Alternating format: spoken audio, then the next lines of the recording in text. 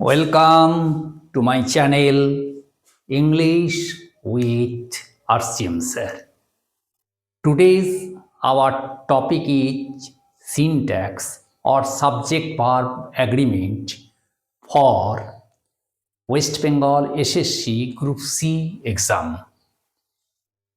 আমরা এই সিনট্যাক্স বা সাবজেক্ট ভার্ব অ্যাগ্রিমেন্ট অর্থাৎ সেন্টেন্স স্ট্রাকচার এটা নিয়ে আজকে আলোচনা করব, কারণ এটা এসএসসি গ্রুপ সি যে জেনারেল ইংলিশ তার সিলেবাসের মধ্যে রয়েছে।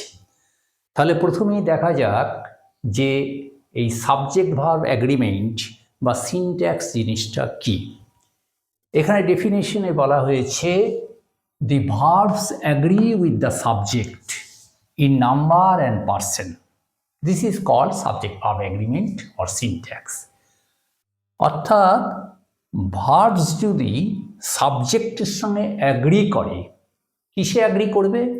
ইন নাম্বারে আর ইন পার্সনে, তাহলেই এটা সাবজেক্ট ভার্ব এগ্রিমেন্ট হবে। আমরা বেসিক রুল দিয়ে শুরু করছি। রুল 1 যেটা, সেটা রুল 1-এ কি বলা আছে? Singular subject singular verb, plural subject plural verb. তো সিঙ্গুলার সাবজেক্ট সিঙ্গুলার ভার্ব কীরকম? যেমন হি is a boy, he is a বয়, এটা হি ইজ এ বয়, এখানে সিঙ্গুলার সাবজেক্ট, হিটা সিঙ্গুলার সাবজেক্ট, তাহলে সিঙ্গুলার ভার্ব কাজ করছে ইজ, তাহলে সিঙ্গুলার সাবজেক্ট মানে সিঙ্গুলার ভার্ব। আবার প্লুরাল সাবজেক্ট মানে প্লুরাল ভার্ব, যেমন দে are girls, they are girls, দেটা subject আটটা ভার্ব, তাহলে এটা প্লুরাল দেটা, তাহলে ভার্বটা হলো প্লুরাল। তাহলে এখানে singular subject he is a boy, হিটা সিঙ্গুলার সাবজেক্ট, তাহলে সিঙ্গুলার ভার্ব ইজ। দেটা প্লুরাল সাবজেক্ট, তাহলে প্লুরাল ভার্ব আর, এই জন্য এখানে হচ্ছে he is a boy and they are girls.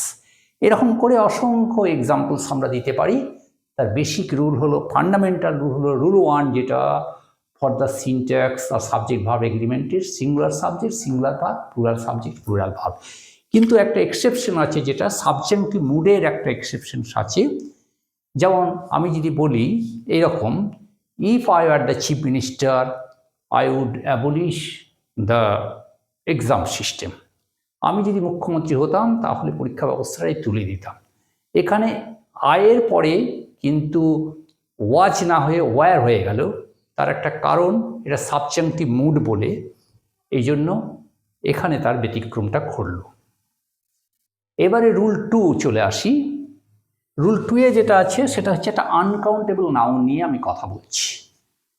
Uncountable noun কোনগুলো? যে নাউনগুলো কাউন্ট করা যায় না। কাউন্ট, যেমন হিয়ার কাউন্ট করা যাবে না, গ্রাস কাউন্ট করা যাবে না, ব্লাড কাউন্ট করা যাবে না।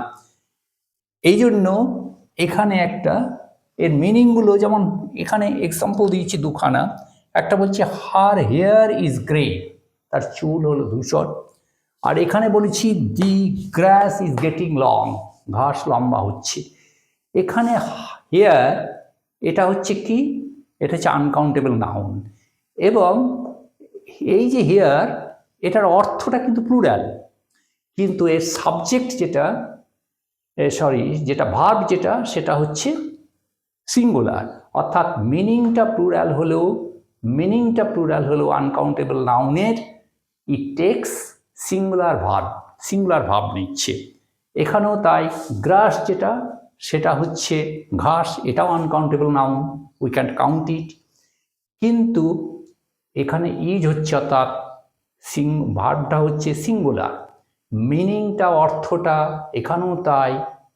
হেয়ারের মতো গ্রাসটা যেটা হচ্ছে মিনিংটা হলো প্লুরাল, কিন্তু ভার্বটা হলো সিঙ্গুলার।